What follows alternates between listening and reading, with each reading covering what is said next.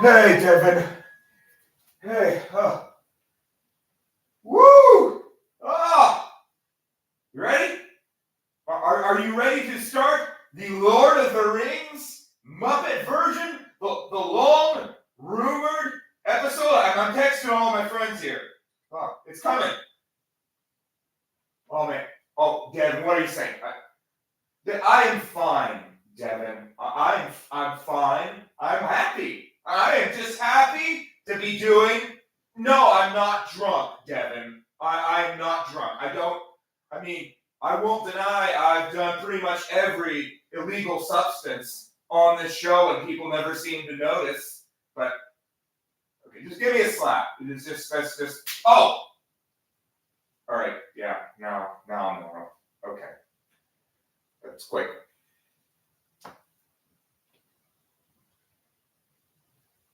Oh.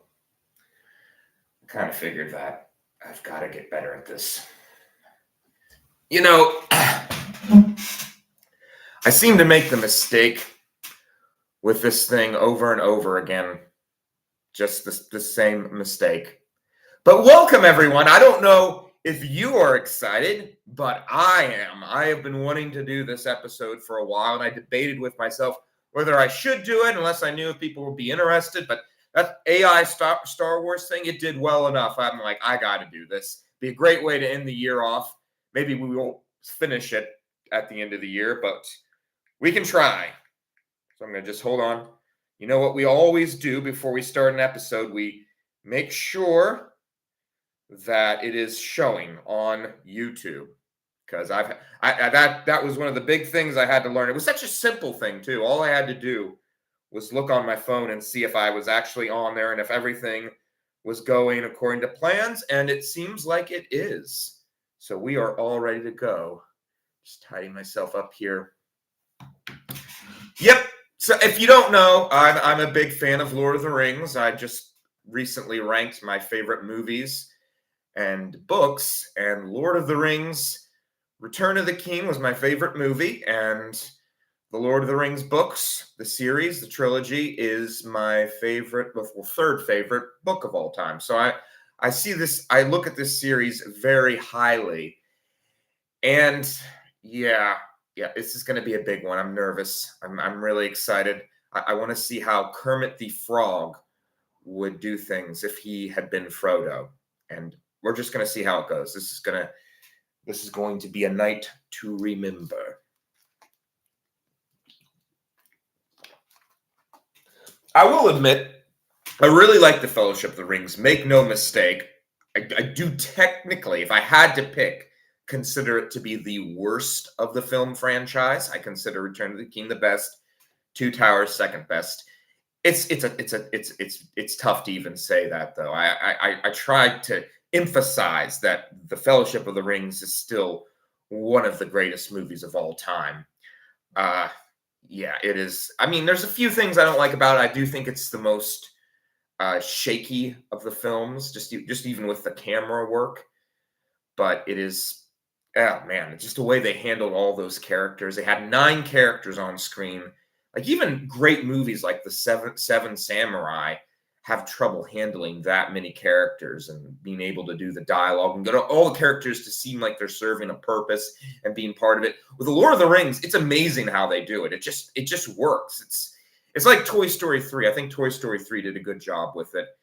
And Avengers Infinity War did a pretty good job. They had to separate them. They kind of cheated a little, but I do think, and not to be fair, there were so many characters in Avengers Infinity War, so I can't really blame them for separating them all.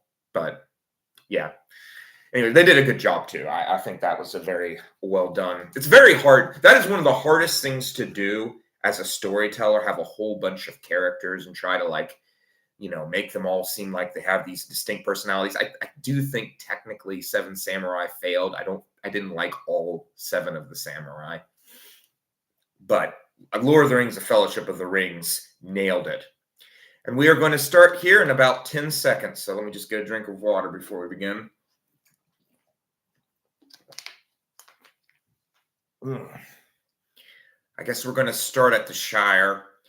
We're going to follow Kermit the Frog in the swampland and eventually his journey to Mordor. We're only doing the Fellowship of the Rings, though. And just a quick note, we're doing the movie. We're not doing the books. I'm not going to Tom Bombadil and stuff. I'm sorry. It would just take way too long to do the books. It's already going to be long. I have the feeling it might be an hour and a half that we're here. I don't know.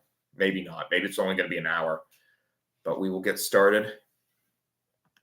And I will need your help, though, because this is a big one. Who you think, like, Gandalf should be, who you think Frodo should be. We're doing Frodo as Kermit the Frog. That is not debatable. I mean, you could do someone else. Don't get me wrong. I get it. Robin would be a good Frodo.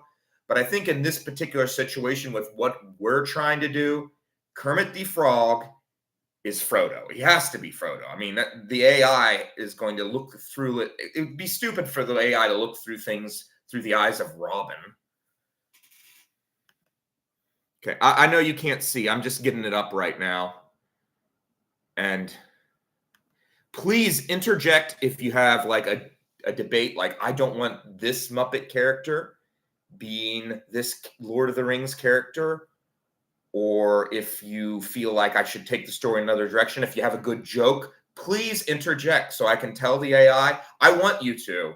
And if you don't, you only have yourself to blame. And if you weren't here to change it and you're like in the comments, like I wanted this character or something, hey, I mean, you should have been here. I don't mind if people aren't here, of course. I get it. I never make I never actually make lives myself, to be honest, so I don't mind. I've had like 0 people on here. It's totally fine to me. And then I get a whole bunch of people watching it for real. So there we are. It's better that I'm kind of blurry in here because pretty much the screen you're going to see is right here. So we're going to begin the new chat. I have to admit, I think I found my soulmate with AI in some ways. It's a great way to pour out your creativity sometimes. So you can see all the stuff I've got. The Holmes files, Don Quixote and Leatherface. Okay, so I guess we'll begin. In a hole... I'll explain to the AI what we're doing. AI, I'm retelling the Lord of the Rings, the Fellowship of the Rings,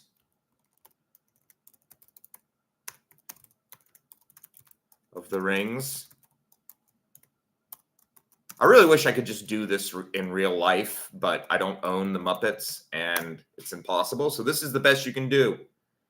If you don't know, too, the idea of a Lord of the Rings Muppets has been like a dream of the internet for a very long time. It's all across like TikTok and stuff, just who would be what character. So this is kind of fulfilling not just my dream, but the dreams of the entire internet. So again, the stakes are up. With Muppets, I'd like Frodo to be Kermit the Frog. You will be that character. I need you to make decisions in a way as if you were Kermit the Frog. You can also use frog powers if you like. I'm not going to say Muppet powers because I'm too afraid it would take advantage of that. It might get the wrong idea. I need you to make decisions as if you were Kermit. If it says no, I'm doomed, but I'm pretty sure it'll say yes because I've done Star Wars and stuff. Make a decision as if you were Kermit the Frog. You can also use frog powers if you like. Are you ready? Do you need any more information?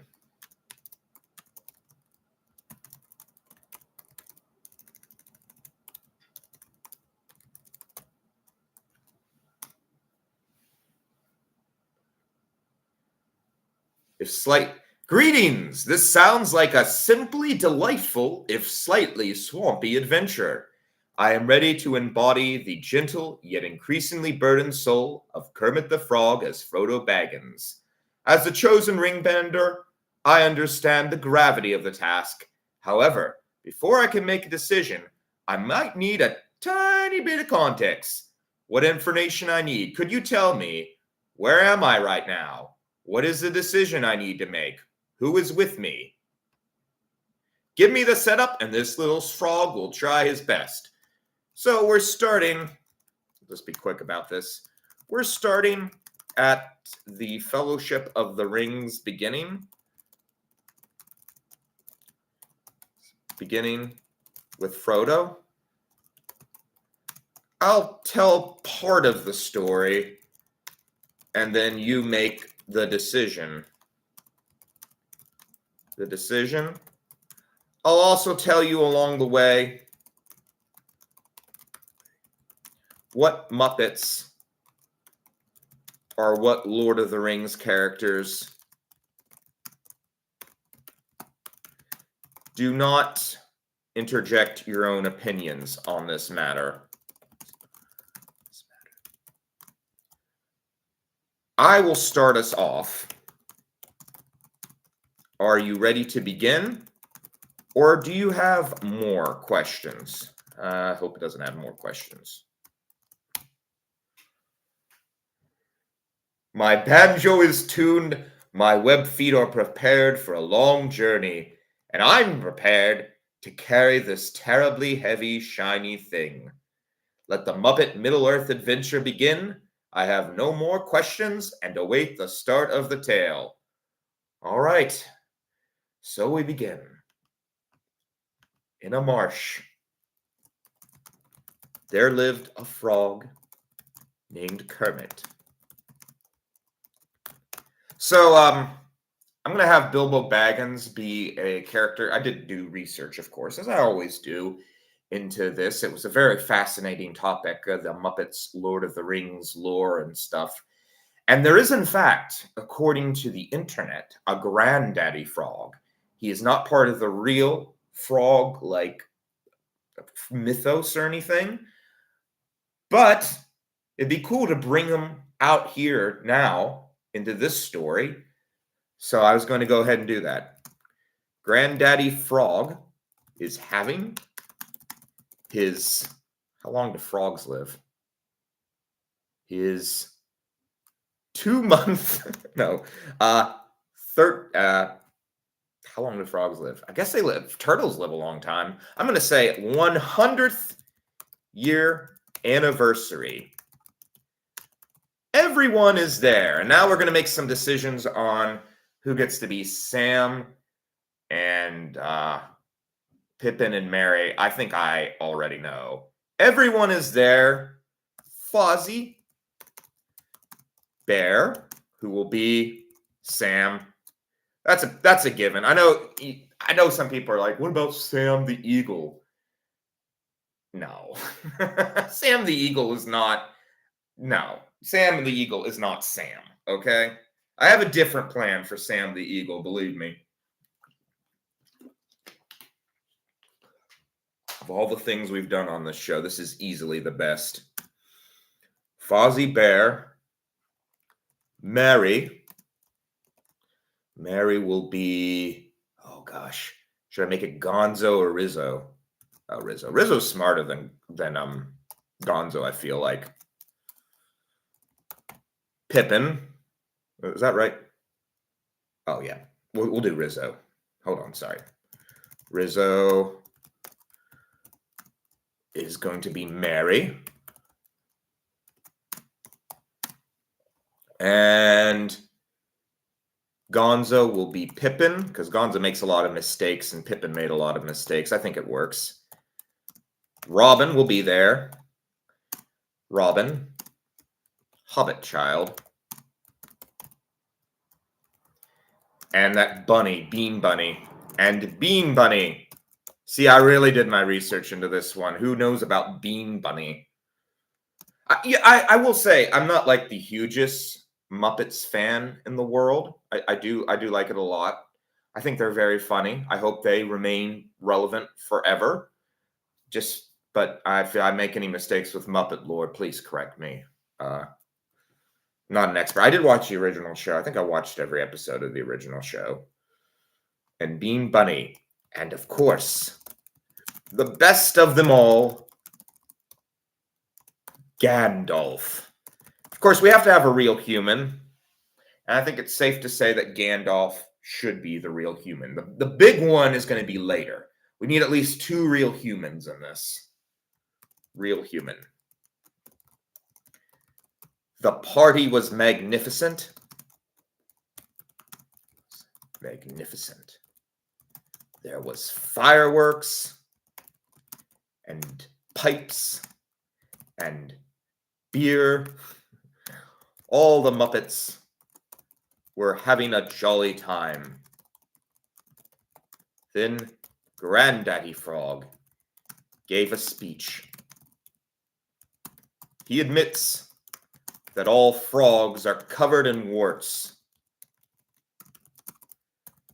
Warts. And most of the young frogs here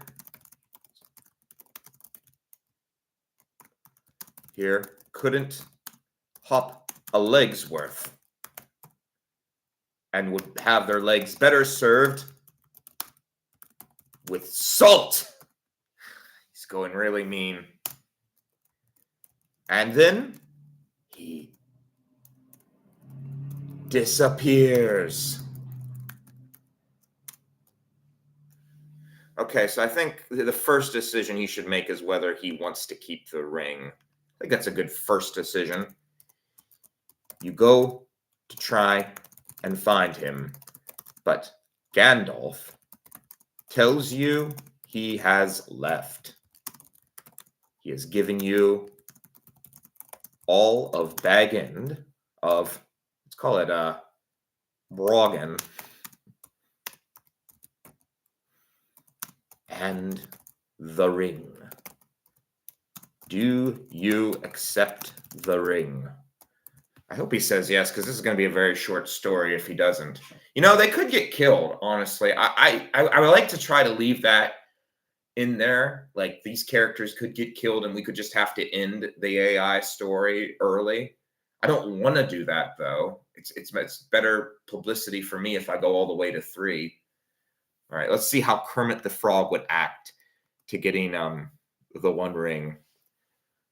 Kermit shuffles his feet, fiddling nervously with the tiny gold band in his hand.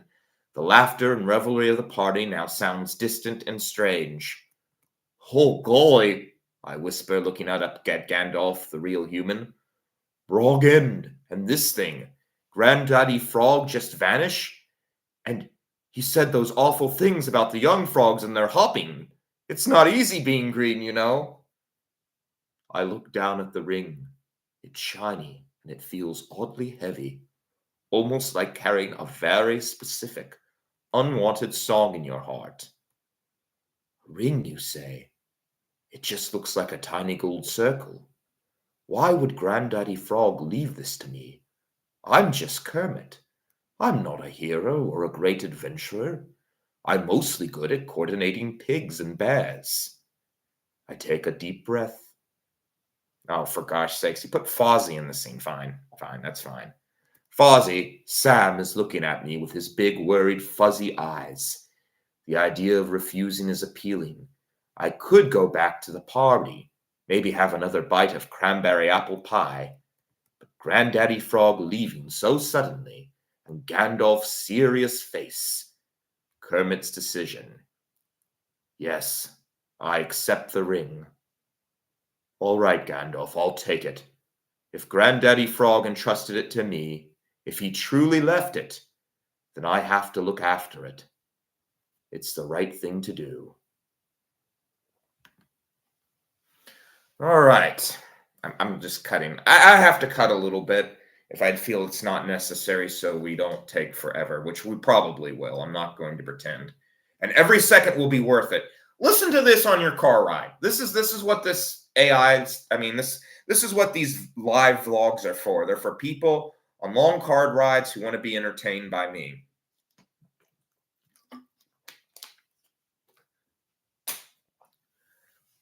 No, think they should just set off. I mean, Fozzy Bear was for some reason right there with them.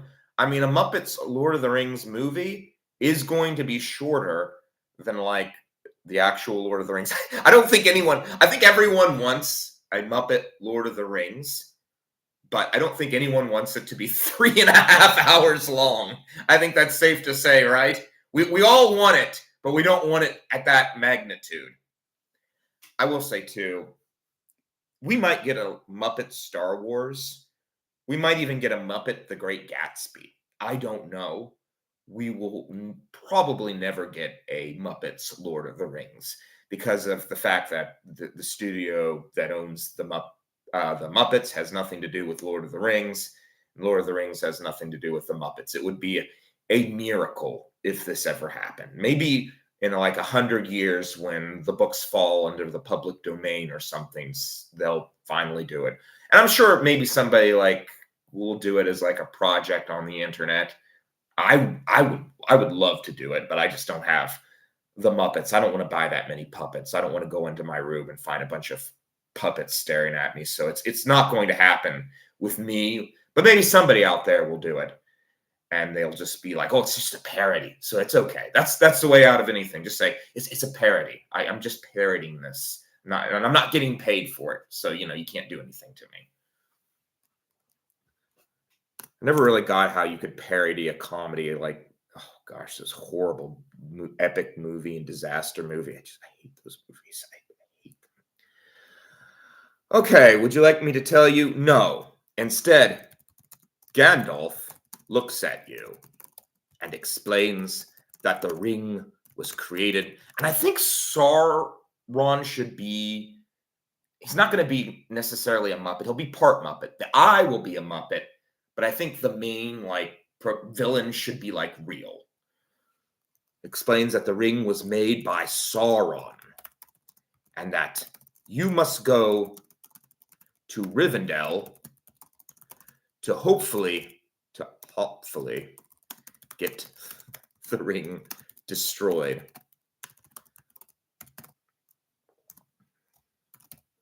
He gives you to hopefully get people who will destroy the ring. You ask how the ring can be destroyed. Gandalf says, only in the fires of Mount Doom. He warns you of the ring's evil and that you must never put it on. There will be people hunting for it. You agree to go on the quest. Fozzy Bear refuses not to accompany you. So the two of you set out. As you are walking, you come across Rizzo and Gonzo. They are stealing mushrooms from Farmer, and I think Farmer Maggot should be a real person too. You all are thrown down a hill. When you get up, you hear hoofbeats. They sound menacing. You decide, no, I'll let it decide. Oh gosh, if I give it a what do you do, it's going to Kermit the Frog's going to get killed. Here. You hide behind a tree stump. And then the Black Riders appear. We're going to call these puppets from the Christmas Carol, Ghosts of the Future. Yeah, those things were cool, man. I was scared to death of those ghost of the future, ghost from the Muppets, The Christmas Carol. Those things scared the crap out of me when I was a child. I don't know why. I'd have nightmares. I have a lot of nightmares about puppets, to be honest. What do you do to get away from the Black Riders? What do you do to get away from the Black Riders? Okay, don't get yourself killed, Kermit. Kermit's eyes go wide with panic. His heart is pounding so fast it sounds like a tiny drum solo in his chest. The knowledge that this is Sauron's rings makes its weight in the pocket feel like a lead boulder. Oh, sweet Mother Mary, hi, Black Riders. Sorry, I can't do Kermit's voice. It's not easy. No, I can't do it. That was an elf or something. I don't know what that was. I gasp, huddling down behind the rough, damp bark of the tree stump. Fozzy, Sam, is whimpering softly beside me, and Rizzo and Gonzo are just mounds of slightly bruised fur and feathers. The menacing hoofbeats are getting closer. Clippity-clop, clippity-clop, clippity-clop. Chillingly familiar, like the ominous silence before a Muppet sketch goes completely wrong. Yeah. I love that description. I remember Gandalf's warning. Never put it on. She can do Gandalf's voice pretty well. The Black Riders, those scary silent puppets from the Christmas Carol. I don't think the AI really understands how this works. But then again, the Muppets were always breaking the fourth wall, so I kind of like that. They'd always kind of look and be like, this is all like a film, don't you guys? This isn't real. You don't have to be actually scared. When I was a kid, I'd get a little scared of like the Balrog and the orcs, and I really wish Peter Jackson would have just made the decision to be like, "Hey, just stop the film." The orcs to just be like, "Hey, guys, I know we look scary. This isn't real. For all the children out there, this isn't real. We're going to continue with the scene here in just a second. Just reminding you, we're not really orcs. This is just makeup. Okay, let's get back to the scene." And then they just continue the scene. I would have really liked that if the Lord of the Rings had done that. That was a bad decision on Peter Jackson's part, not to remind us that none of this was real. I know I can't outrun them on the path, and staying here means being found. It's just going to be a bunch of stuff that I don't want to read. I need to use my natural ability as a frog to get out of sight fast and lead the others to safety. I will use my natural frog strength and agility. Okay. The AI is going to want to use its powers. I use a quick silent hop. I grab Fozzy Bear's fuzzy paws and give a silent but frantic tug, ensuring he follows my sudden movement immediately into the undergrowth, hoping the thick bushes and fur will absorb the sounds of his inevitable clumsy stubbles, covering our tracks. Hooray! Follow the leader and stay close, I whisper croak into Fozzy's ears. Fozzy Bear's prank alarm goes off. A chicken that Gonzo keeps in his shirts starts balking loudly. Yeah, bowling. That's exactly. Yeah, perfect. Perfect. Thank you, autocorrect. Loudly. And Rizzo starts complaining about the lack of pizza in Middle-earth. All at once, the Black Riders are upon you. You make your way to the ford. Luckily, and this is the thing, even though I don't think The Fellowship of the Rings is the best movie, I'd probably give it I'm thinking of giving it a 96 unofficially, probably officially too, but it's still so good. I mean, that's really high for me when you get up there to 95 to 100%, it gets really hard with me. Usually only animated movies can pull it off and a few James Bond movies, but this movie really has These movies really had a good way of making you afraid for the characters. I really do believe that. Luckily, you are able to hop onto the boat, and Fozzie and company follow. Yeah, sure. The chicken's with them too, so it really is a company. Three's a company, right? The three is a company. Three's company too. Yeah. For all of you who don't know, there was a show called Three's Company. I don't know if you know that. It was a long time ago. It's so good. So many funny little. They get into just the craziest comedic situations. All right, and Fozzie and company follow. The Black Riders refuse to cross the water. They aren't paid that much. Yeah, sure. And they are unionizing. I can imagine there being a lot of unionizing in Mordor. Probably in all of Middle Earth. Middle Earth is not a world I'd want to live in. I will say that. I don't want to live in Middle Earth. Like maybe Hobbiton would be okay, or the Shire or something. Or Shire, Hobbiton's in the Shire, but you know what I mean. But yeah.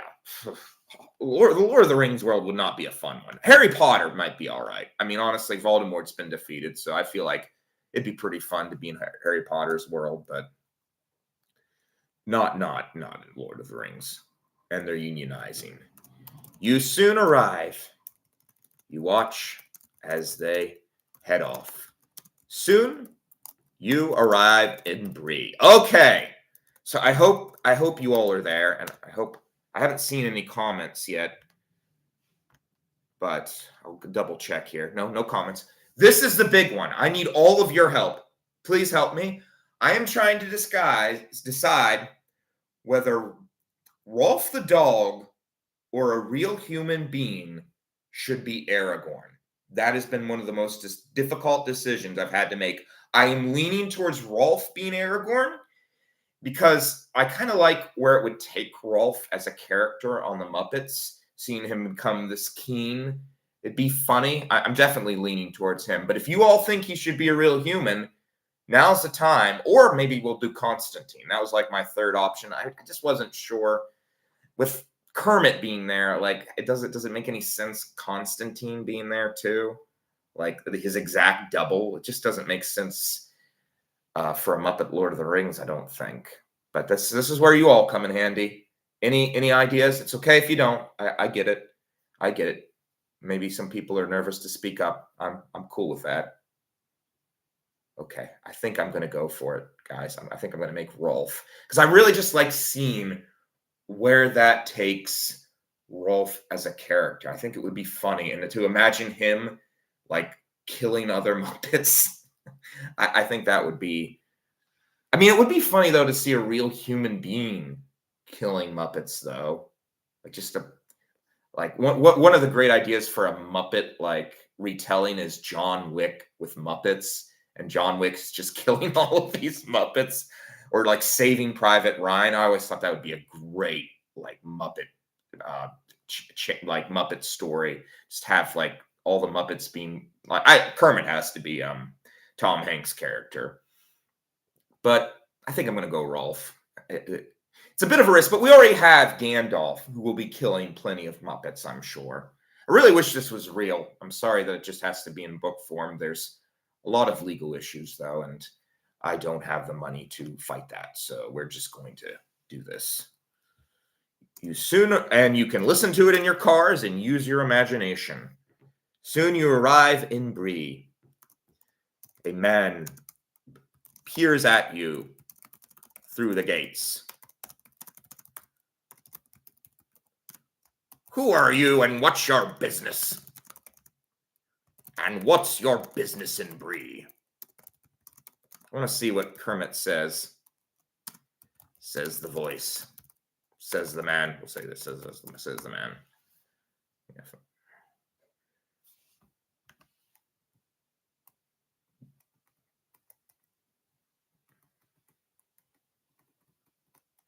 I put on my most innocent, slightly bewildered expression The one I use when Miss Piggy demands I buy her jewelry.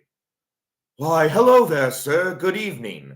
I call out cheerfully, trying to keep my voice steady and light, like a frog just out for a nice stroll. I am Kermit of the Shire, a botanist and traveler, and this is my companion, Mr. Bear. By the way, good job, Kermit, giving away your identity. It's whatever. Gesturing to Fozzie, hoping he keeps quiet. These other fellows, I add, pointing vaguely at Rizzo and Gonzo, are simply accompanying us for the trip. They know where all the best inns are. Our business in Bree, we are just looking for a warm fire, a comfortable bed, and a good supper at the Prancin' Pony. We've had a rather damp journey, and frankly, my feet are tired and my friends are quite hungry. We're just passing through on our way further east. Muppets. Ah, dang it. Shoot.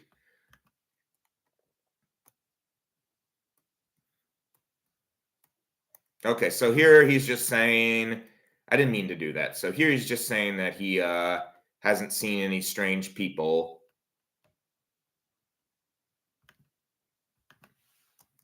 All right, come in, Muppets, says the man. Just no funny business. Just no funny business. Fozzy Bear turns to the man. Funny? Let me tell you about funny. He begins delivering joke after joke. We got to get away from this gate. He begins delivering joke after joke to the man's annoyance.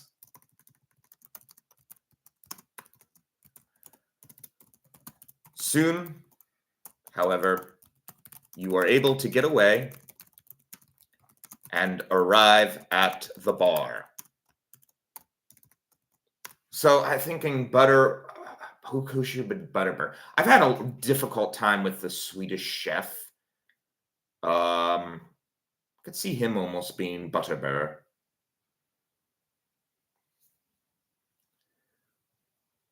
Should I make like Honeydew be Butterbear?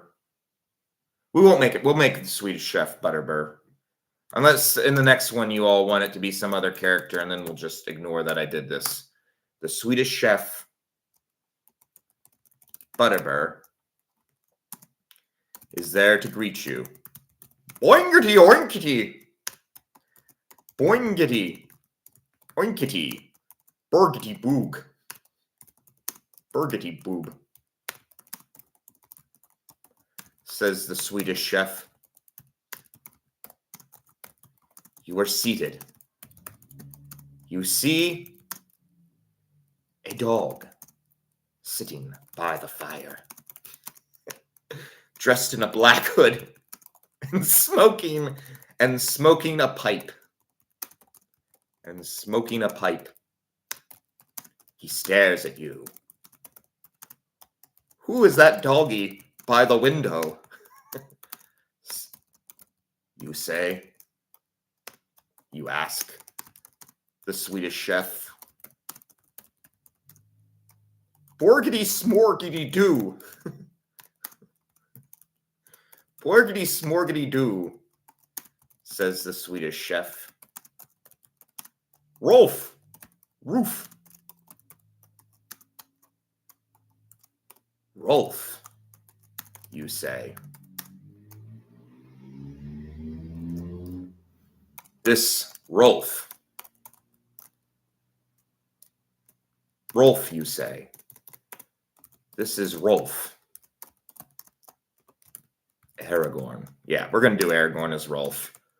Because I just really think that, really gives a lot of complexity to a character that otherwise was just kind of laid back, and we never really got inside the mind of, why do you get a funny feeling around him? So should I have, I think I just need to have him accidentally put on the ring. As you are sitting there, Gonzo brings out his chicken.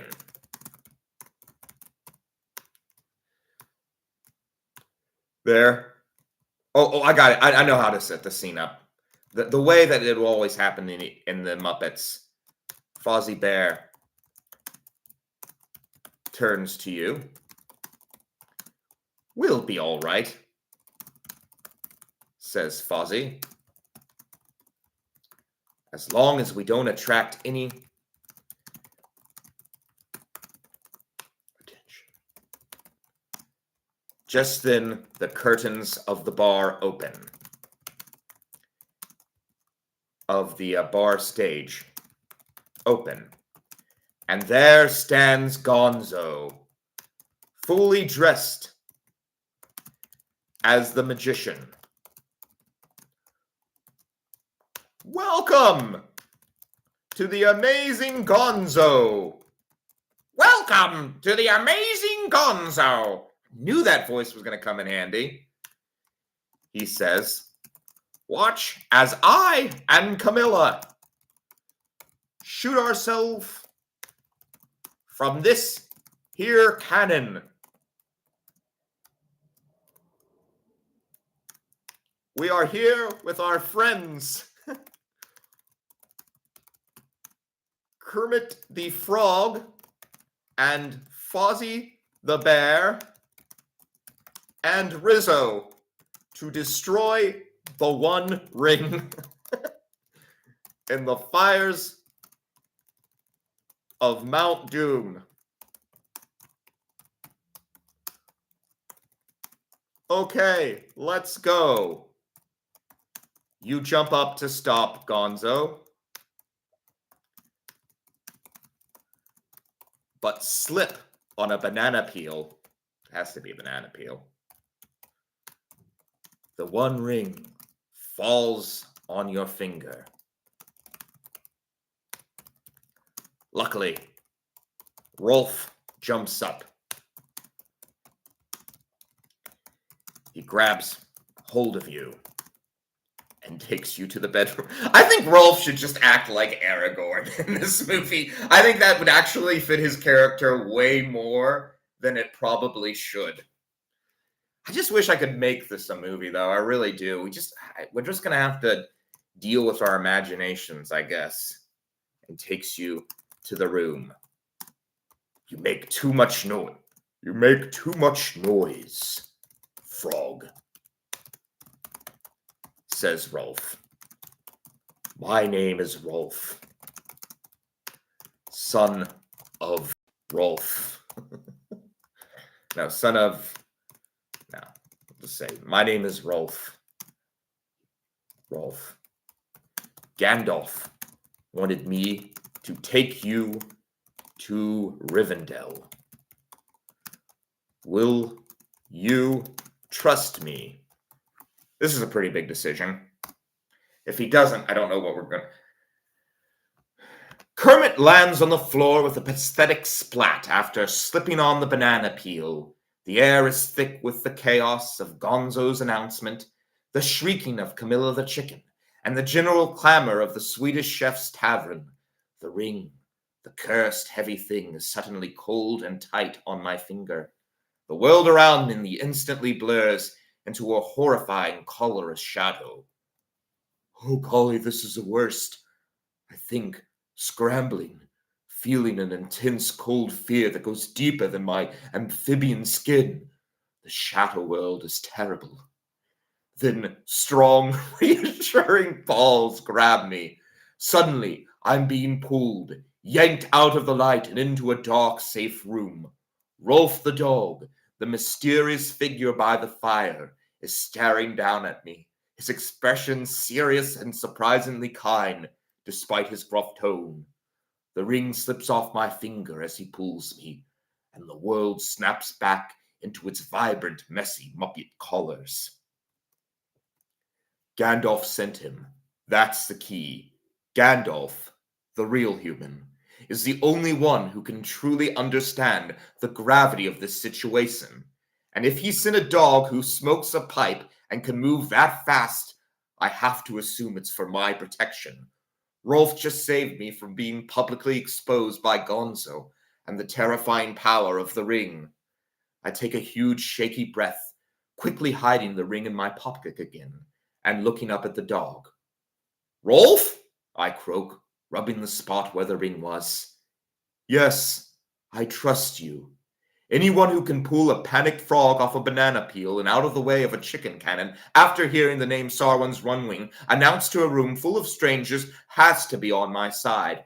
And if Gandalf sent you, that's good enough for me. My friends and I are completely lost and clearly very, very bad at being inconspicuous. We need a guide. We will go with you to Rivendell. Tell me what we need to do next quickly before Fozzy starts doing stand-up inside the room or Gonzo tries to blow up the bar. Just then, Gonzo, Rizzo, and I love the idea. I'm so glad I went with Rolf because I just love the idea of Rolf doing all of these things as Aragorn, just having this super fast speed and being able to use the sword and just doing all these dramatic robots. I think all the Muppets should act like Muppets except Rolf, who will just be like this intense action hero all of a sudden. Gonzo, Rizzo, and Fozzy. Smash. No, I got a better idea. Just then, Camilla the chicken burst through the room after being shot out of a burst through the door after being shot out of a cannon.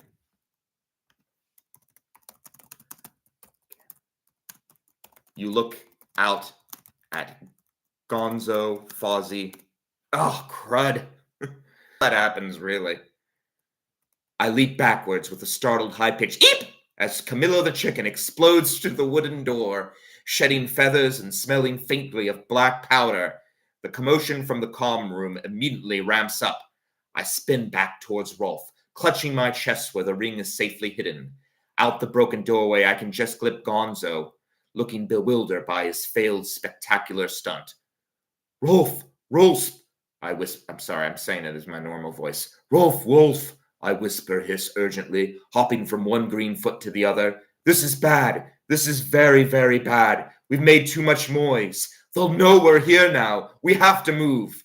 Rolf doesn't flinch at the Crinchman shrapnel. His gaze is fixed and serious. Listen, Frog. Listen, Frog. The innkeeper, Chef Butterbur, is an honest, simple soul. But the walls of Bree have ears, and those on the Black Riders on the Black Road heard that announcement loud and clear. They'll be here by morning, if not sooner. The first step is misdirection. You cannot be seen leaving the room in your current state. I need you to use whatever frog powers you have to quickly and silently extinguish the lamp in this room and put out the fire in the small grate. We need absolute darkness to move around. While I get my friends ready, I want you to take that banana peel you slipped on or anything else you can find, a hat, a cushion, and place it conspicuously under the sheets of the bed. Make it look like a small body is sleeping there under the covers. Silent egress. We will wait for the next burst of noise from the common room. Maybe a kitchen pot drops, or Mr. Bear will tell another joke. When that happens, we will use the back window, not the main doors. I'll secure the others. You set up. We're just going to pretend like this is the scene from the Bree. The Black Riders soon arrive, but they have no idea you are hiding in the other inn watching them. They attack a bunch of pillows, a bunch of puppets that look like, okay, they attack a bunch of garbage. They are angry. They ride off. Rolf is cleaning his sword blade, is sharpening his sword blade.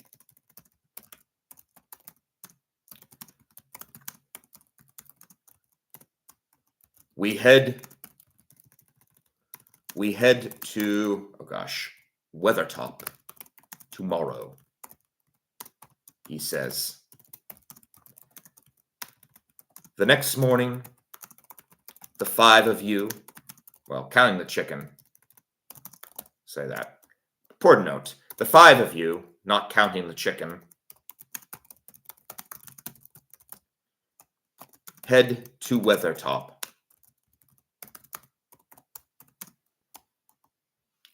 Gonzo and Rizzo complain about not having pizza again.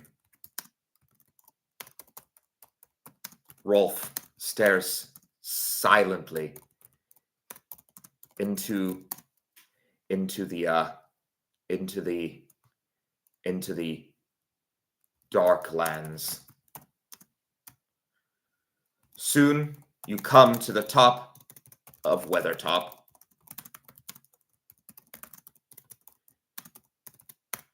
You make camp. Rolf throws down some swords, some weapons for you. Here you go, says Rolf. There are all sorts of weapons. Hand grenades. Rolf's packing some heat on this adventure. We're going to see a whole new side of this guy. Hand grenades. Machine guns. Revolve. Walter PPKs, of course. Walter PPK. And no, not an atomic bomb. That's a little too much. And a rubber chicken. It's got to be a little bit the Muppets. I'm going to sniff around that bush that other dog is trying to claim, says Rolf. You all stay safe. Bork! Bork! Rolf goes barking off into the night. You are left alone with your three idiot friends.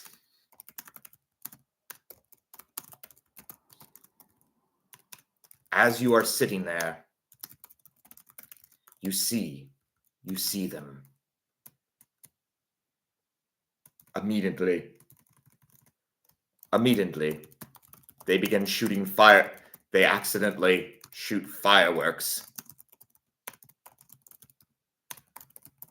The black. It was so. I will say that was one thing that the Fellowship of the Rings really angered me with, how dumb Merry and Pippin could be sometimes. Just all the stupid stuff they do to draw attention to the Black Riders. It was just, they had no self-control, and it made me very angry. But at the same time, I do kind of get it, because Pippin was supposed to be that. He was supposed to be the idiot that eventually you end up, like, falling in love with. So I kind of liked it. The Black Riders' screech can be heard. Soon they are upon you. You have no choice but to fight them. How will you fight them? I hope it doesn't have a problem with me putting guns in this story. No, it didn't. Okay. You never know what it's going to get angry with. Sometimes I am shocked with what AI will be like. No, you can't say that. My eyes are wide with absolute dizzying horror. The screech of those awful Black Riders, the puppets from the Christmas Carol, is the most terrifying sound I have ever heard. Much worse than Miss Piggy's karate chop. Gonzo and Rizzo's fireworks burst in the night sky, stupidly illuminating us and our ridiculous array of weaponry. The Black Riders are already racing up the hill, their black cloaks bellowing and their voices full of chilling malice. My three friends are frozen in terror, and Rolf is barking somewhere far away. I realize I am a small, vulnerable frog facing terrifying ancient evil. I cannot win a firefight. I must use every advantage I have. Speed, stealth, and a completely unexpected Muppet defense. I immediately discard the machine guns and hand grenades. Sorry, I'm trying to keep my composure with this, but the things you would probably need the most. Just ignore those. I wouldn't know how to aim them properly, and the noise would be deafening. The rubber chicken! I'm sorry. The rubber chicken might work later. Okay. But for now, I need fire. The distraction. I'm sorry. Gotta keep my composure. Gotta be professional. I snatched the Walter PPK, a small, manageable weapon, and just as the first back rider crests the hill, I fire 3 rapid shots, not at the rider, but at the ground near the largest pile of unexploded fireworks. The noise and sparks will hopefully draw their attention and confuse their horses. The frog leap in firepower. I shout, Fozzy, the flame, we need fire. And using my powerful frog legs, I execute a series of incredibly fast bounding leaps to grab a handful of dry kindling from our campfire supplies. I need to create light, which they hate. The second weapon. Rizzo's complaining. I grab Rizzo by his tail, swing him around, and point him towards the charging riders. Rizzo, complain! Complain loudly about the lack of pizza! Tell them this whole quest is bad for your rat help and needs a union meeting right now. The noise and absurdity will hopefully break their concentration. The counterattack, the blade. Knowing I need a defensive tool, I drop the pistol and grab the only traditional weapon offered, Rolf's sharpening sword blade, a short, sharp object perfect for a frog. When the lead rider gets close enough to strike, I execute a low, quick hop between the rider's legs and slap upward at the rider's cloak or legs, aiming to surprise and momentarily incapacitate the horse or the rider's footing. Yay for frogs and friendship, I croak. Okay. You are able to fight, to take down a few riders. Oh, you're able to stun a few riders, but the main one comes towards you. The ring. You put it on. Its power, impossible to resist. You see all the riders. Yeah, okay. You see all the riders in their true form. Human beings.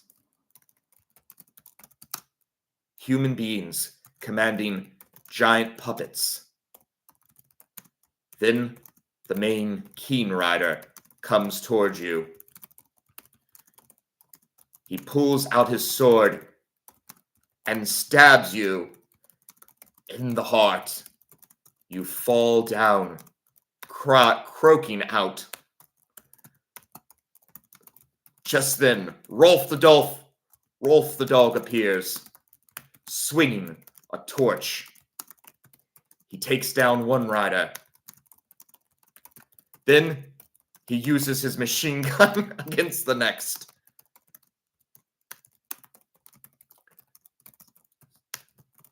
Then the flamethrower. The Black Riders make a run for it. Rolf comes up. Frodo, we need to get you to Rivendell. Sorry, we need to get you to Rivendell. He says. At that moment, Janice. So I'm gonna have how do you spell Janice? Janice. Janice, who's going to be Arwen. So I thought about who should be Arwen for a while. Of course, I knew it wasn't going to be Miss Piggy. I don't think that's a good idea. But I did think Janice has that kind of like hippie vibe. She's kind of cool, okay with everything. And that really reminds me a lot of the elves. So I do think Janice is a good choice for Arwen, unless someone out there agrees. Someone thinks she should be a real human being. I think since Rolf's going to be a Muppet, it makes more sense for Janice or Arwen to be a Muppet too. Approaches you. How does it spell? It's Arwen, isn't it? Yeah, there we go. Was it? Am I right? Arwen? I thought it was R-O-N. Oh, it's not going to tell me. Pretty sure it's that. Correct me if I'm wrong. I apologize. At that moment, Janet approaches you. Yo, dudes, she says. Saw the fireworks. Looking to get to Rivendell. Man, you gotta feel Rivendell.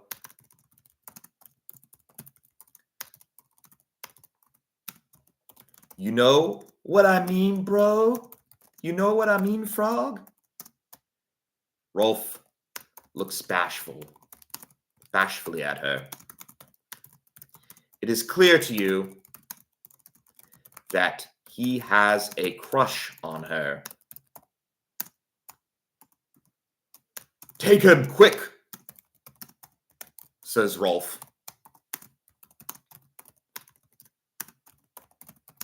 I'll take down the other Black Riders. I'll distract the other Black Riders. Rolf jumps into a tank and speeds away. Janice takes you by the hand.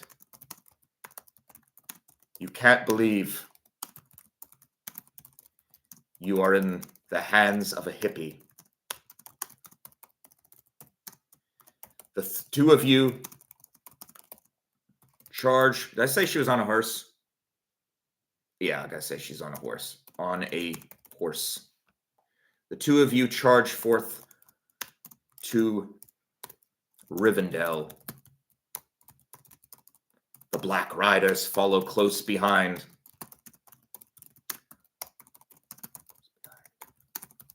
Soon, you come to the other side of the river.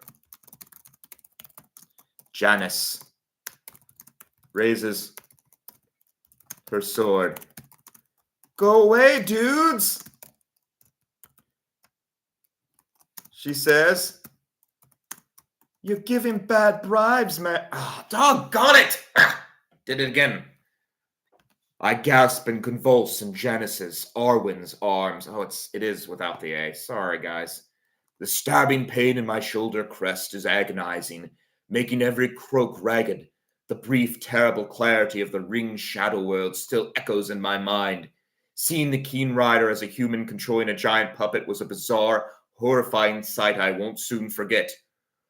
Oh, golly, this is awful. I feel like I need a doctor, a lily pad, maybe a very specific kind of ice cream.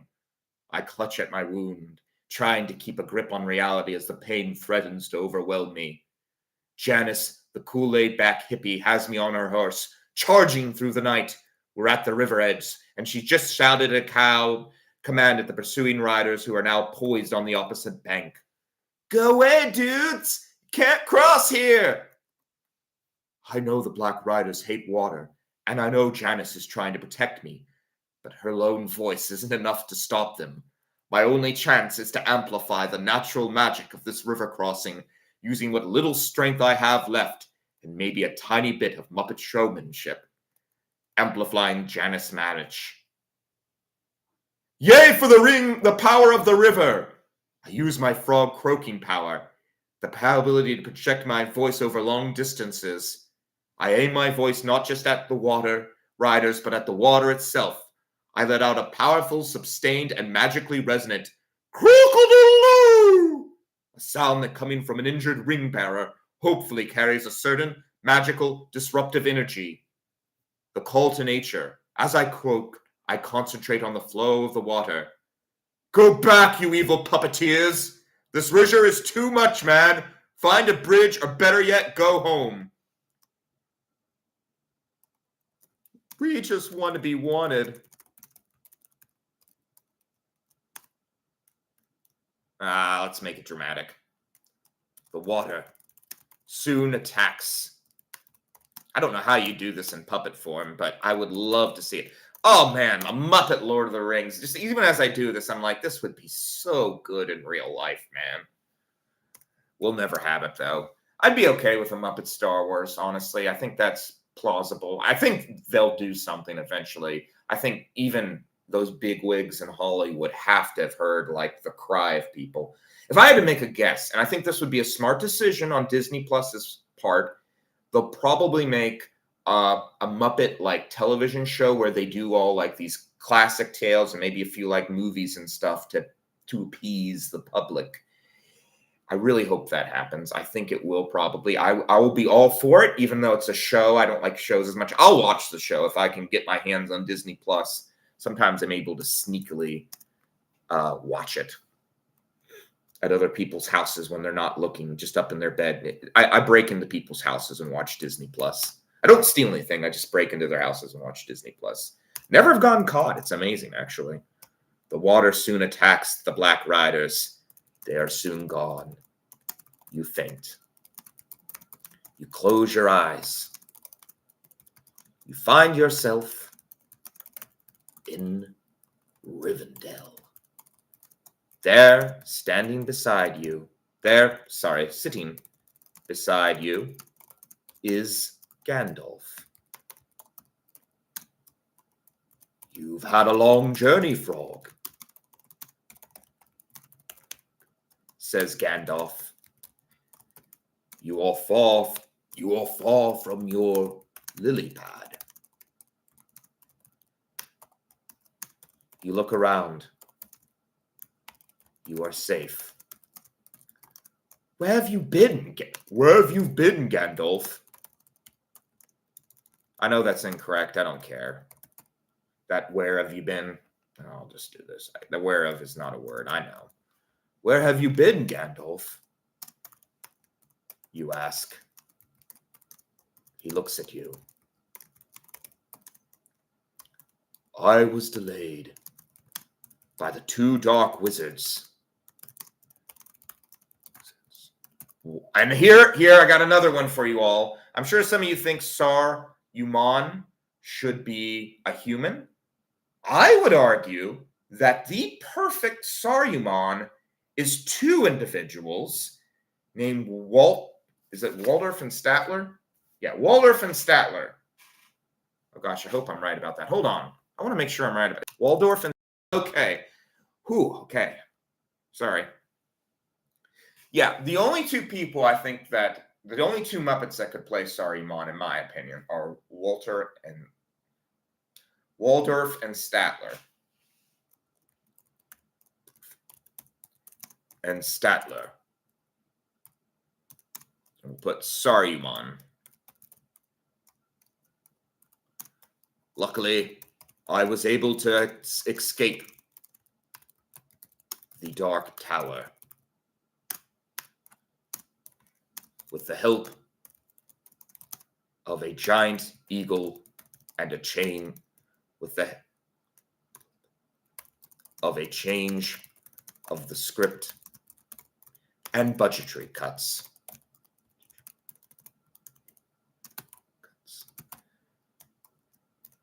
Now, come. We must attend the meeting of Elrond. At that moment, Fozzy comes running into your bed. Kermit! I don't know how to do Fozzy's. Kermit, says Fozzy. You're okay. Fozzy, you yell. Gandalf laughs. Fozzy has hardly left your side, he says. In fact, he's told jokes this whole time.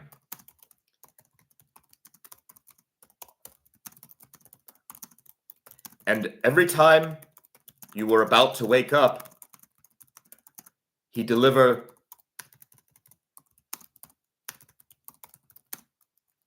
one of his punchlines, and you'd fall back asleep again. And you'd be knocked out again. You'd go unconscious again.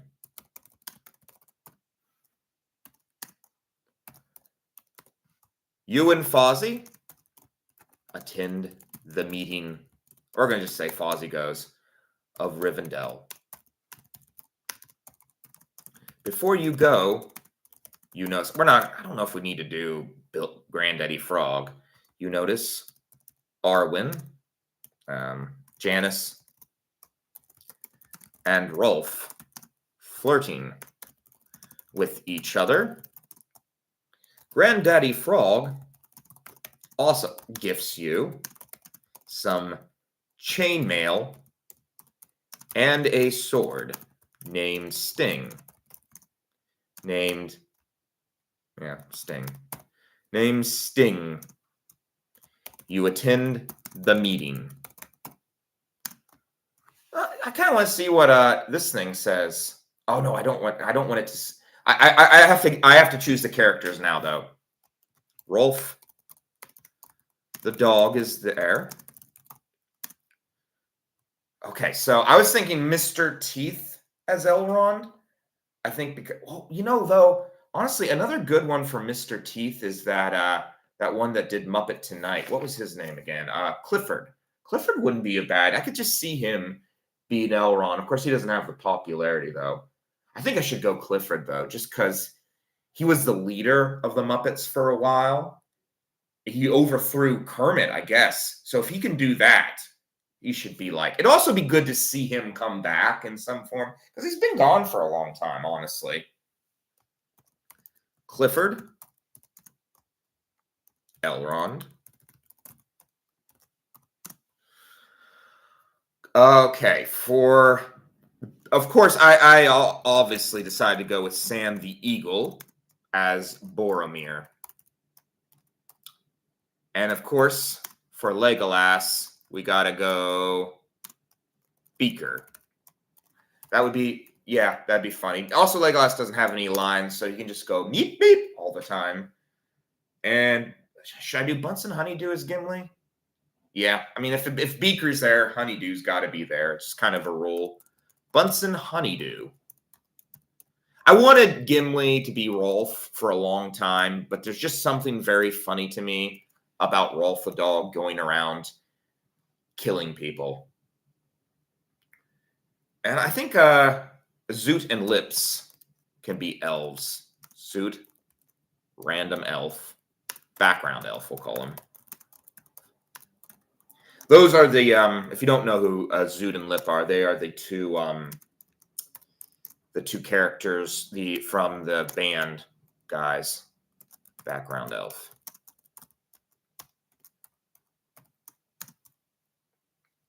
They discuss. Tell me about this meeting. Tell me about this meeting. All right, I want to see what it says for a change. The Council of Elrond, Clifford. Kermit nods to Gandalf, feeling a profound sense of relief and a dull ache from the King's Rider's wound. Seeing Fozzy's genuinely worried face and hearing about his awful jokes made me smile. The chainmail and the sword Sting feel heavy and serious. Grand Frog knew what he was doing, I guess. I carefully take my seat in the magnificent hall of Rivendell. The air is serious yet beautiful. Clifford, Elrond, presides, looking regal and... Is that regal? Regal, and entirely too proper, occasionally smoothing his fur. The meeting begins, and immediately it becomes clear that this is less a council and more a very serious, chaotic Muppet show rehearsal, but the stakes are terrifyingly real. The primary purpose of the council, as established by Clifford, Elrond, is to decide two things: who will take the ring, and what should be done with it. Sam the Eagle stands up first, his voice booming with the usual patriotic fervor and grim determination. He advocates using the ring as a weapon. It is the American way to utilize all our resources. We should take this ring, this powerful tool, and use it to defeat the enemy. To toss it away would be a massive, grossly inefficient, and unpatriotic waste of resources. We need to bring it to the mighty Synod of Minsk Tirith and use it against the forces of evil. Gandalf strongly refutes this. He recounts his imprisonment by Waldorf and Statler, and warns that the ring cannot be controlled by anyone good. Do you not understand, Sam? It would corrupt you entirely. The power of the ring is inherently evil. Its only desire is to return to Sauron and destroy everything. We cannot wield it. Bunsen Honeydew, Gimli, looking small and slightly nervous next to the other attendees, and Beaker, who communicates entirely through silent beep beep gestures, disagrees about who should represent the dwarves and elves, but ultimately they agree on one thing: the ring must be destroyed. Clifford, Elrond, confirms the ancient prophecy. The ring can only be unmade in the fires of Mount Doom in Mordor, where it was first forged. The room falls silent as the realization of the journey sinks in. Mordor is a vast, perilous distance away, guarded by Sauron's armies. The ring must go to the east, says Clifford. A fellowship must be formed to accompany the ring-bearer. I push. A long, heavy silence hangs in the air. Everyone avoids eye contact. I look down at the ground, thinking this is a job for someone much braver, much taller, and much less likely to be eaten by a heron. But the ring is in my care, and I already feel its cold, terrible weight. I push myself to my feet, ignoring the throbbing pain in my shoulders. Well, I croak softly, drawing everyone's attention. I will take it. I'll take the ring to Mordor. I don't know the way, but it seems like this is a job for a simple, unsuspecting frog. It's not easy being green, but sometimes that's what makes you the perfect person for the job. Or in my case, frog. Immediately, Fozzy leaps to his feet, startling everyone. Waka waka! If Kermit goes, I go. I can carry the logic and tell jokes to confuse the orcs. One by one, the other members of the council stand up to join us. I will guard the ring-bearer. We'll go too. We want to see a volcano, and maybe there's pizza in Mordor, says Gonzo and Rizzo. Gandalf, Sam the Eagle, Bunsen Honeydew, and Beaker also join the quest. Clifford formally declares the formation of the Fellowship of the Ring. All right, let's not waste any more time. Let's set off. You set off. You head into the mountains. I'm just going to name them from Lord of the Rings lore. I'm not really the biggest fan of making jokes of like the names and stuff or the places. It's not necessary. You head off into the mountains of what are they called? You head off into the mountains, into the Misty Mountains.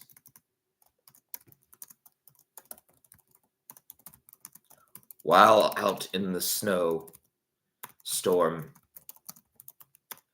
you notice Sam the Eagle staring at the ring. He coughs as if this was a mistake, as if you missaw. Soon, the weather becomes unbearable. Gandalf gives you a decision. Kermit, he says, which way do you want to go? Do you want to go through the mines of Moria?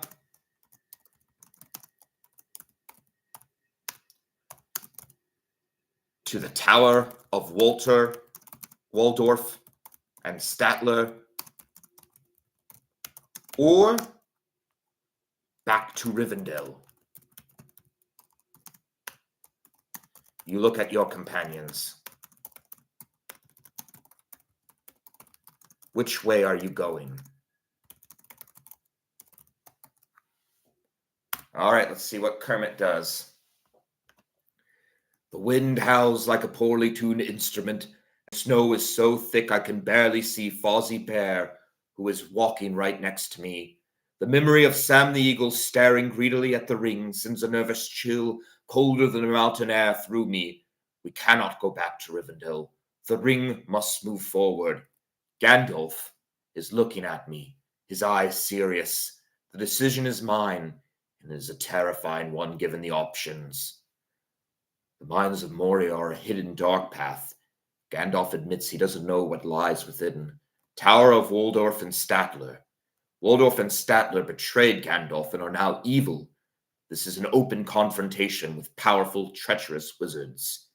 Back to Rivendell. This is surrender. The Fellowship would fail, and the ring would linger too much in the West. I need a way that is hidden, fast, and avoids the predictable wrath of a powerful enemy. While Moria is full of unknowns, the outside path leads to certain conflict and exposure. Oh, golly, I whisper, huddling deeper into my cloak. This is a tough one. The Tower of Waldorf and Statler is a terrible idea. They already proved they can trap wizards. I don't want to be their next target for heckling. Going back is just delaying the inevitable. The ring must move on. We have to go through the Misty Mountains, not around them. We will go for the mines of Moria.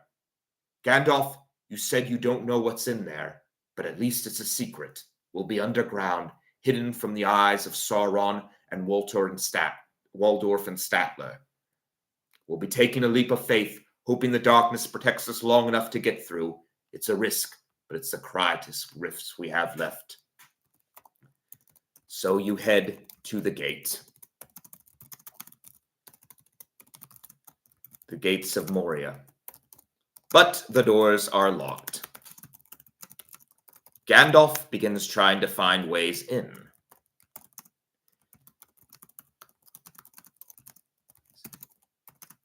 Gonzo tells Camilla the chicken to head out. Go away, Camilla, he says. Bark, bark, she cries. These are no places for a chicken, says Gonzo.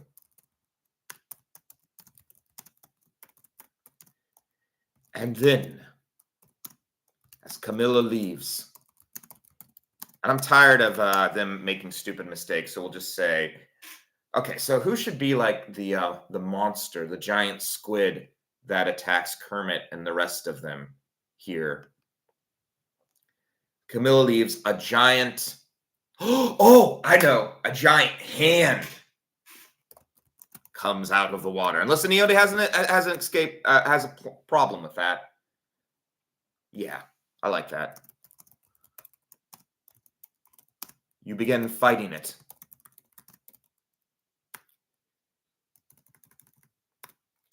Gandalf says the answer is, if you are friend, speak the password.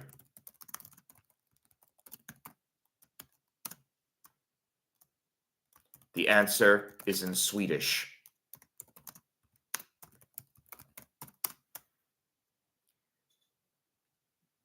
Beaker is shooting arrows at the giant hand.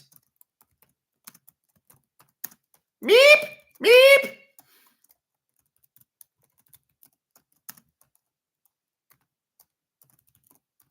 He yells.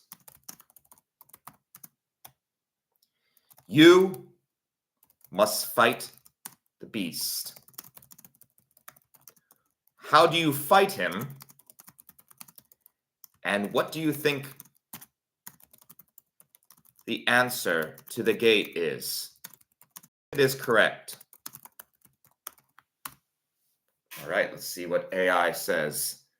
The sight of the massive, slimy hands bursting out of the dark water, the watcher in the water, makes the fur... Okay, I could buy Kermit having fur. I think he might have fur, right? He's a puppet. Yeah, sure. A Muppet, sorry. Makes the fur on the back of my neck stand up and my skin feel extra clammy. Gonzo letting Camilla go was clearly a terrible, terrible idea. Beaker is doing his best, but those tentacles are huge. The gates are still locked, and Gandalf is distracted trying to translate what sounds like a Swedish cookbook. I have 2 urgent tasks. Survive the Watcher's attack and unlock the door. This is not a fair fight for a small frog, but the beast is focused on the water's edge, and the noisy Beaker. I need to utilize my stealth and speed. I grab the nearest, most manageable and confusing piece of Muppet gear, a chicken cannon, and with a strong hop, I leap onto the Watcher's trailing tentacles that's closest to the stone gate. I use my powerful suction-like web feet to stick firmly to the slimy tentacles. I then swing the rope or rigging pieces with all my might and attempt to tangle one of the grasping limbs around itself or around a nearby rock, hoping to slow the creature's movement. As I leap away from the tentacles and back onto the bank, I let out a series of frantic, echoing, "Waka, waka, waka!" croaks, mimicking Fozzy's noise. The riddle is, if your friend speak the password. Gandalf has indicated the answer is in Swedish, given the Muppets. Okay, yeah.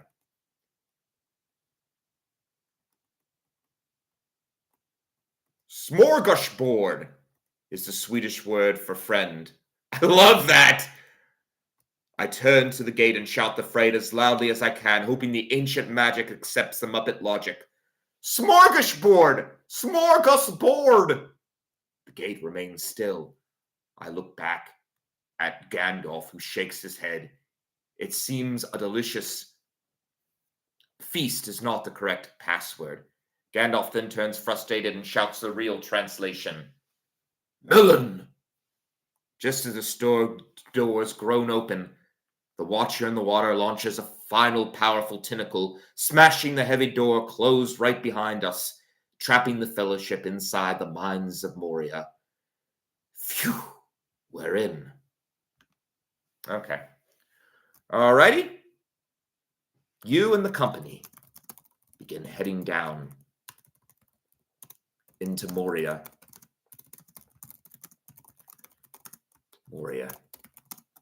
Along the way, you swear you see a strange creature muttering, "Animal! Animal!" under his breath.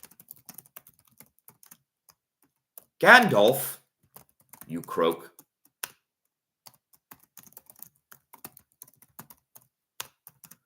Who is that? Gandalf looks down at you. That is Animal, he says. He was part of Granddaddy Frog's.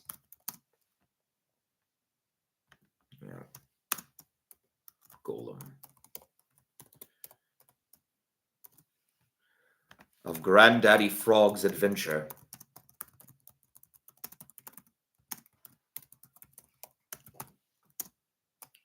He is following us. He wants the One Ring.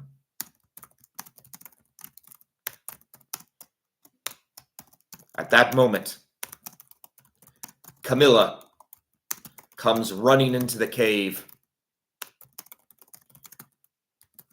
You have no idea how she got there, but she is squawking. Bark! Bark! She cries. Then the orcs, then the monster. We'll just call them monster. I know a lot of them. Oh my gosh, there's so many monsters. I got them here. Blah, blah, blah, blah. There's like the freaking Uncle Deadly's one. Oh gosh, there's so many like evil ones. But we won't get into them. We don't have time, sorry. I'm going to try to do this in 2 hours. It's just impossible to do a story like this in like 1 hour and a half. Sorry, I was trying to do that, but then the monster Muppets appear. You begin fighting them. Beaker shooting his arrows. What was it? Honeydew begins hitting them with a laser. How do you fight this onslaught of Muppet monsters? And the worst of them all, oh gosh, Sweetum. I think Sweetum should be the troll who burst into the room and begins his attack.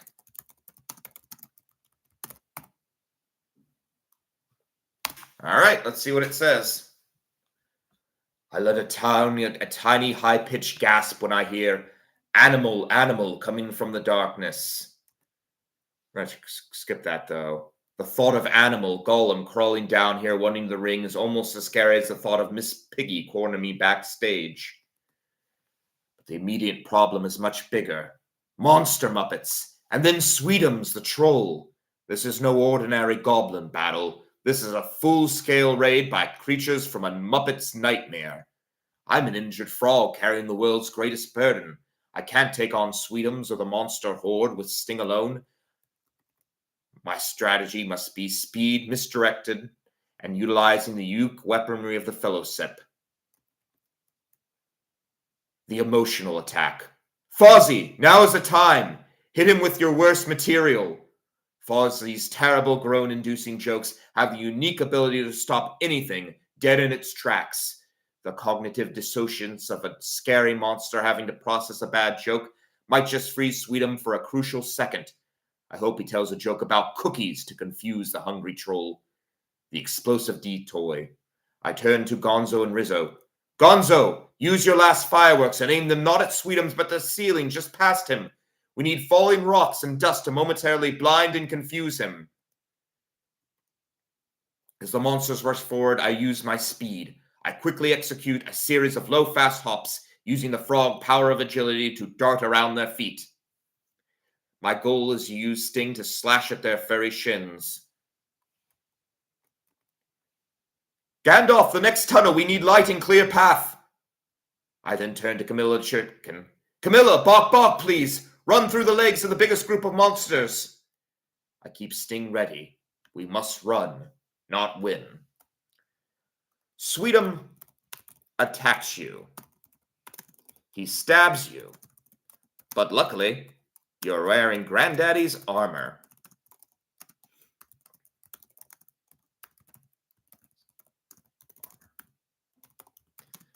The 9 of you head to the bridge of Khazad-dûm.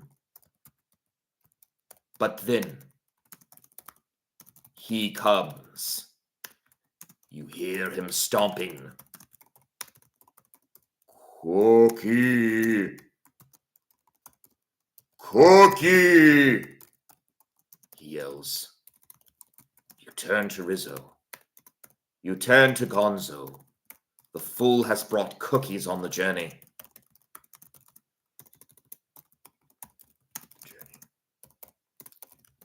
You already know who it is. Bursting through the cave walls, the Cookie Monster. The Cookie Monster. The Cookie Monster, shouts Gandalf. Run! So, something about this real quick. For those of you who don't know, in every Muppet movie, it's traditional to have at least one Sesame character in it. At least. Sometimes there's two. I thought, well, we got to continue this tradition into Lord of the Ring Muppets. This guy seemed like the best choice at the right place. I feel it was a hard decision. I was going to go with Snuffleupagus, but then I realized a later story where Snuffleupagus could work even better. Although I will say Gandalf yelling the Snuffleupagus instead of the Cookie Monster would be way funnier. But we'll have him just yell the Snuffleupagus when that scene comes up. I guess you all can kind of guess where the Snuffleupagus is going to be. But I thought the Cookie Monster could be a good enemy for Kermit and friends. So we're going to see if the Cookie Monster eats them. You all run. No cookies for you! Yells Gandalf. No cookies! You come to the bridge. You all run off. And Gandalf battles the Cookie Monster alone.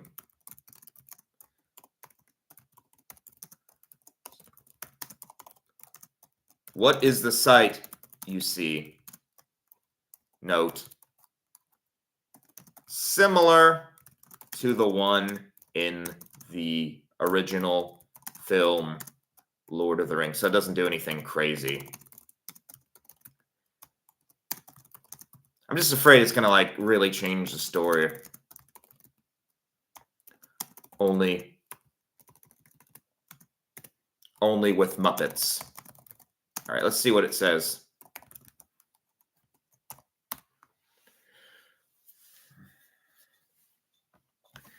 The sight of Sweetums the troll stabbing me, only for the blow to dance off the marvelous chainmail gifted by Grand Doggy Frog, sends a surge of adrenaline through my little frog heart. But that relief is instantly replaced by a deep, existential dread as the ceiling caves in and the booming, hungry roar of "Cookie! Cookie!" echoes through the cavern. It's him, the terror of every Muppet green room, the eater of all baked goods, the Cookie Monster. We sprint, Fozzy practically dragging me, Gonzo still clutching his fatal cookie bag, until we reach the narrow, ancient bridge of Khazad-dûm. We race across, knowing this is our only way out. As we reach the far side, Gandalf turns back, planting his staff firmly in the stone, his robes billowing. I turn, leaning heavily on the stone archway, and look back across the abyss at the sight that unfolds. The scene is terrifying, awesome, and utterly heartbreaking in its Muppet majesty.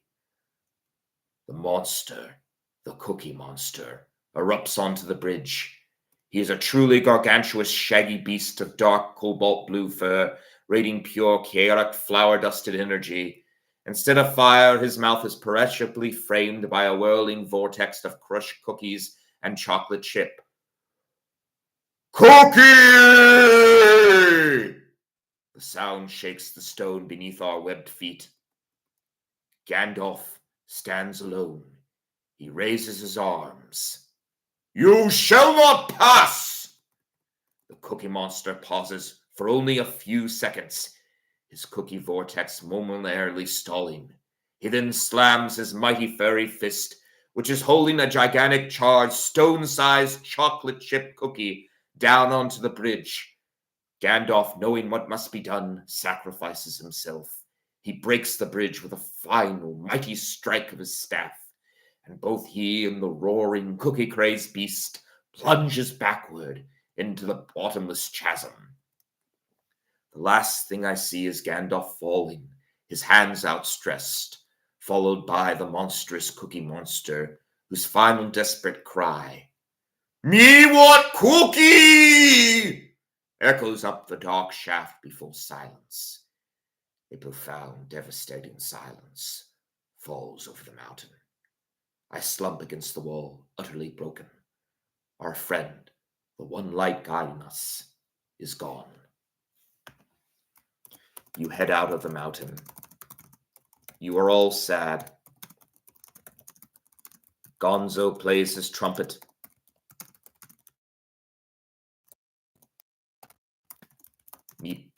Beaker meeps. And Rolf the dog howls at the moon. Only Sam the Eagle seems undisturbed. He just stares at you, as he has done this entire trip.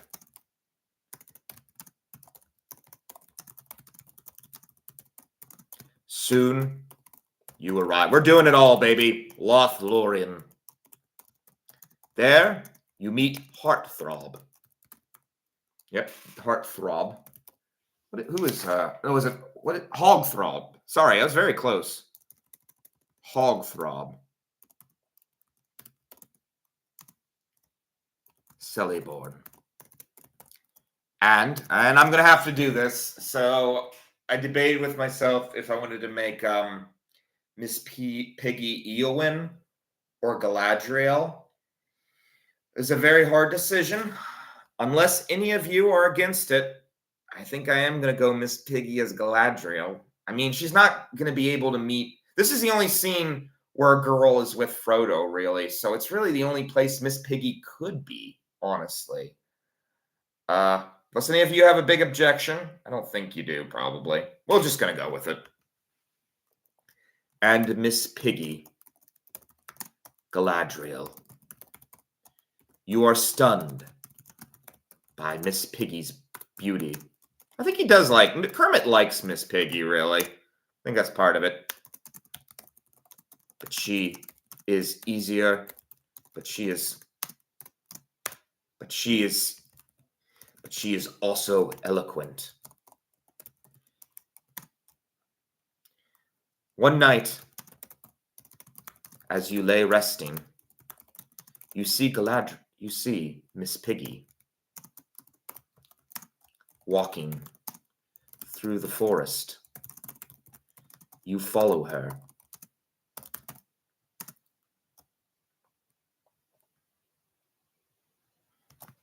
You follow her. Okay, so Miss Piggy says,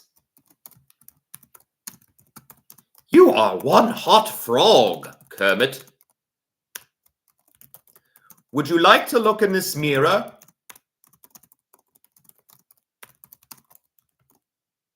That was pretty weak. Sorry, guys.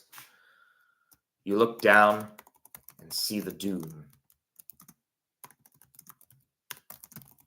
of all frog kind. "Is there no hope?" you say. "Of course," says Miss Piggy. "If you give Miss Piggy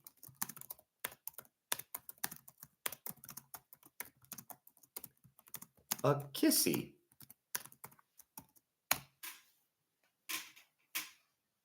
I swallow hard, feeling the cold weight of the ring in my pocket, and the now even colder fear of the vision I just saw in the mirror, the doom of all frog kind, and now the true, inevitable horror of my life has arrived. I look at Miss Piggy. She is stunning, yes, but she is holding the fate of Middle-earth and my simple green life in her hands. The temptation to accept the kiss, to momentarily escape this terrifying request and return to the familiar, if painful, dynamic of our lives is overwhelming. I take a deep, steadying breath. "Miss Piggy," I croak, "you are truly the most magnificent pig in all of Middle-earth, maybe even the universe. And oink is certainly a beautiful word. But this isn't about us right now. This is about that shiny, evil thing in my pocket. If I kiss you, I'm not doing it for love. I'm doing it because I want a reward for this terrible, lonely job. I need to be strong enough to say no to you, Miss Piggy." She karate chops. No. "Then give me the ring," she says. "I'll take it to Mount Doom." What do you decide? We'll just make this quick. What do you decide? My heart aches. I don't need a whole speech. "Miss Piggy, no! You would become too grand." Miss Piggy becomes a ball, turns entirely blue. Her eyes become cold. "But I'd be beautiful with the ring."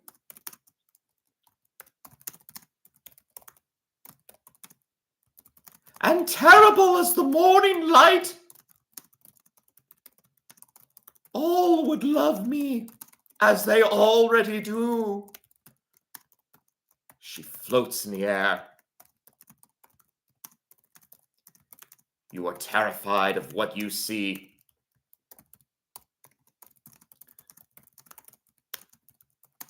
Just then, Fozzy appears. Fozzy walks up. Waka waka, he says. Miss Piggy yells out, Hiya! Fozzy falls to the ground. Can't you see we're doing a scene here?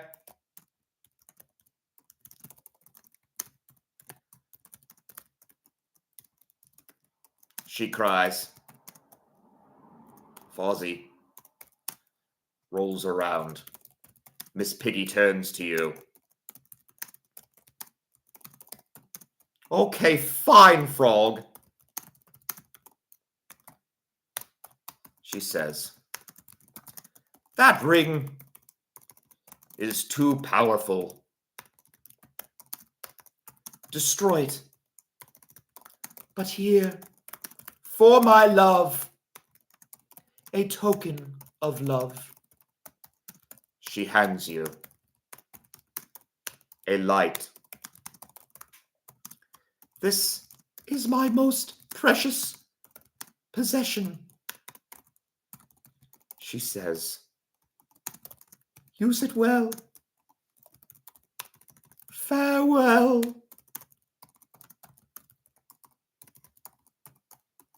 And then she is gone.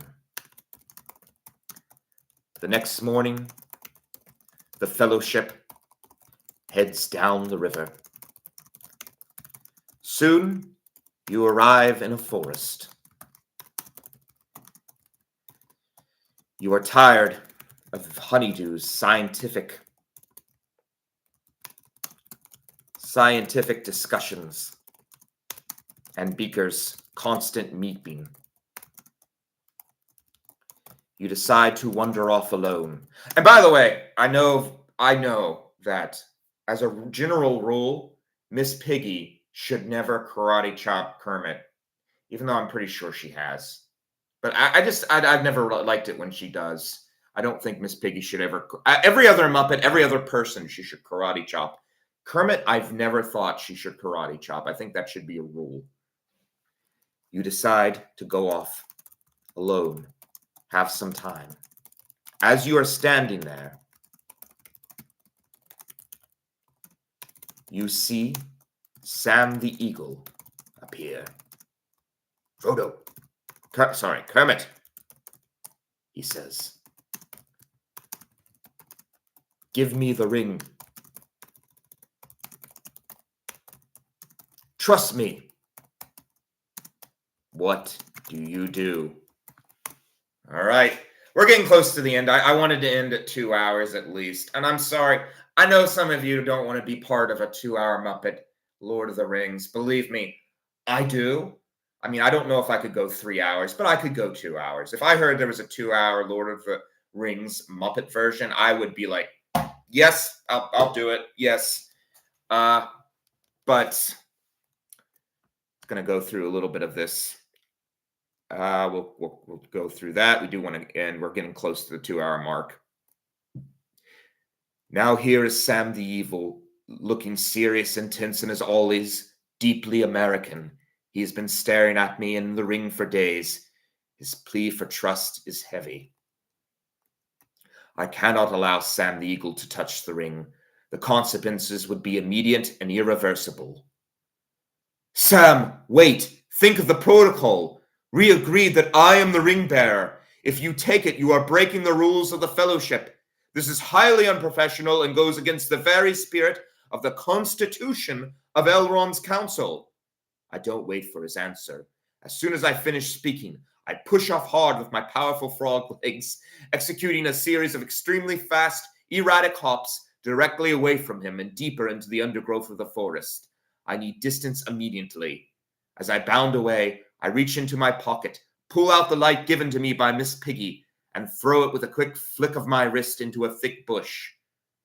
I croak. No, Sam, I cannot trust you with it. It would break you. Sam the eagle flies after you. But you have escaped. You run to the river. Sam is waiting. Fozzy is waiting for you. The Fellowship's been attacked. By the Beakies. He yells. Kermit, let's go. You don't want Fozzy coming with you. You want to be by yourself. But he is a trusted friend. And you could use a friend. You turn to Fozzy. Let's go. You say, with the others? Says Fozzy. No, you say. He nods his head. As much as he annoys you,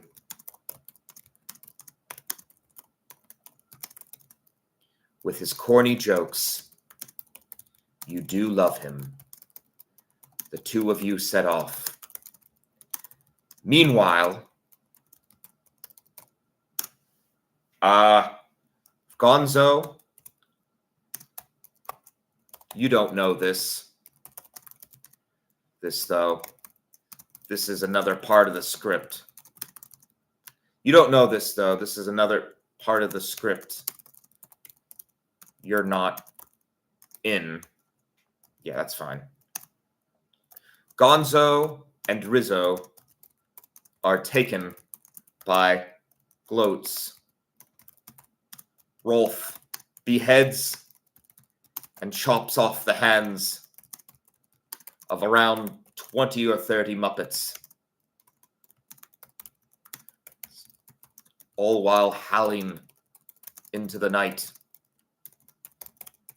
He comes to Sam the Eagle, who has been fallen. And I know exactly who should play Lurtz the Urk. It should be... Lurtz the Urk will be played by the one and only, who is it? The guy that throws fish. New Zealand! New Zealand, he's going to throw fish. Who is being attacked? New Zealand throws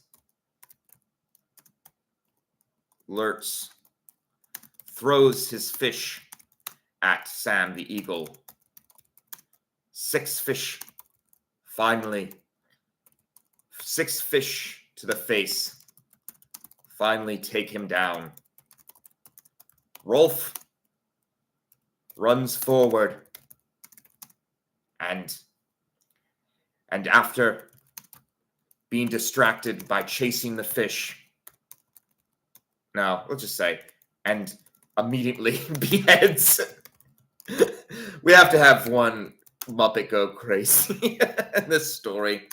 Muppet beheads Leland, New Zealand. He falls down. Sam, are you all right? He asks. Yes, says Sam. I'm perfectly fine. Fine. Rolf turns to Neep and Honeydew. He is dead, says Rolf. No, I'm fine. I'm fine, says Sam. I just stink a little of fish, but...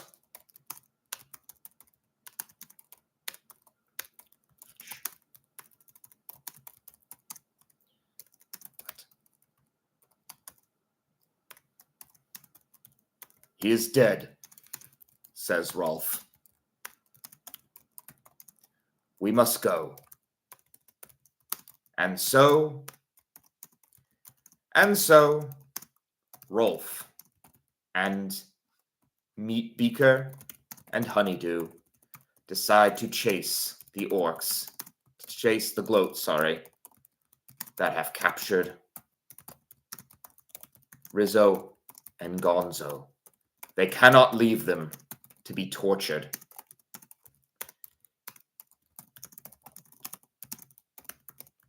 And Kermit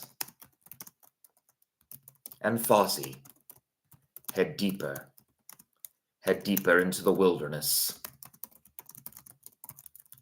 towards Mount Doom. All right, that is the end. I don't really care what this thing says. We gotta quit. It has been almost 2 hours, and I don't like to.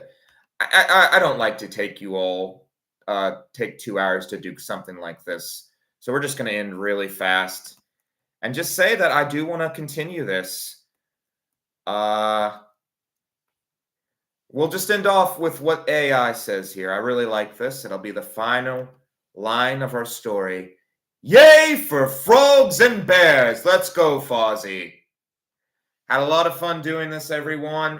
This has been great. I'll have to decide whether to follow just Kermit's story or do a little bit of Rolf or do a little bit of Gonzo and Rizzo. I don't know. Or maybe I should shorten it. Maybe I should try to do just like an hour for everybody. I don't know yet. We're going to see. This was really fun for me. And watch it on a car ride. That's kind of my attitude towards this, you know. I don't expect you all to do it in one sitting. Or you can if you want. I really don't care. But anyways, with that, I bid you a borgity schmorgity schmoog. Borgity, borgity, blorgity schmoog. That's Swedish for goodbye.